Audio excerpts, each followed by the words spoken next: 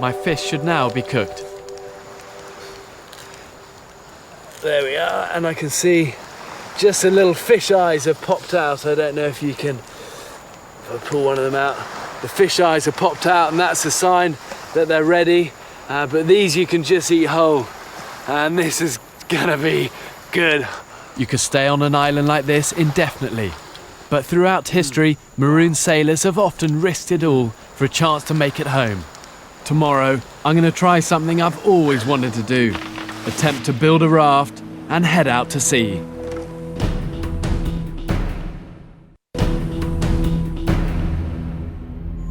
I've put myself in the position of someone stranded on an island in the middle of the Pacific Ocean. I have shelter and I've found food. I could now wait for weeks to be rescued.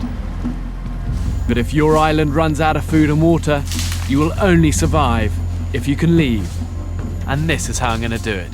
The ancient Polynesians used to travel hundreds of miles in canoes that kind of look like this, these dugout canoes. But when they wanted to go further afield, what they did was add like an outrigger.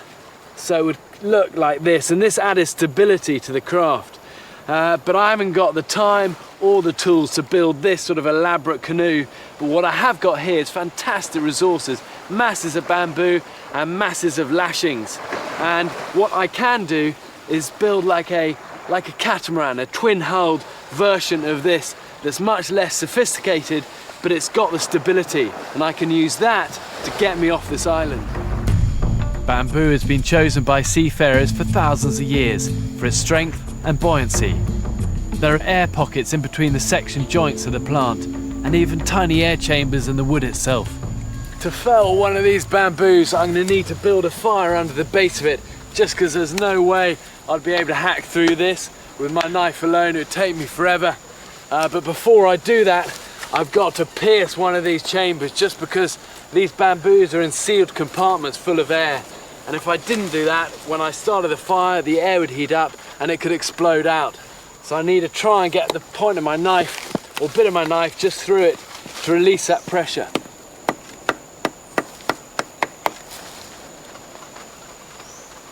This stuff is just so tough. But I think, yeah, I can see I'm just through the outer bit, and that should have released the pressure. So now to build the fire, and I've carried an ember from my campfire just in this coconut husk, and shit, it's still going.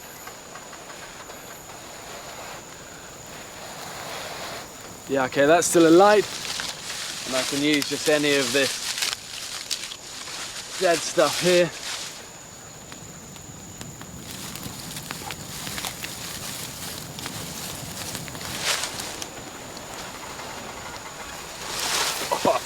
Almost died on me then. I thought I can't face walking half a mile all the way back through that jungle to get another ember. Awesome!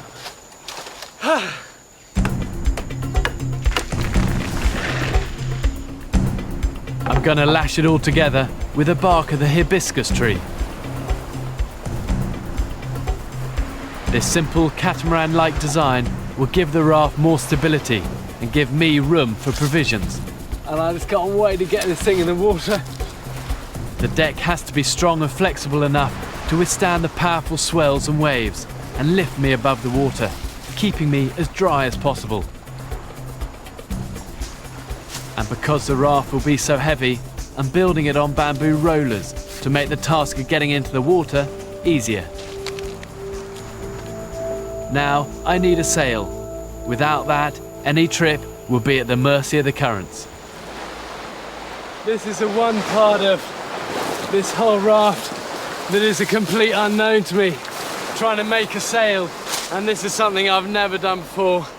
If I'm honest, I don't know whether this is just gonna work or not. I'm going to interweave these palm leaves to make the sail, then build a timber frame to support it, bracing the whole structure. Maybe that across the bottom. A few of these, and then lash all of that together. It just might work, but I don't know whether it's going to stand up to the rigors of whatever the Pacific has out there. I decide to find out what the conditions are like further out to sea.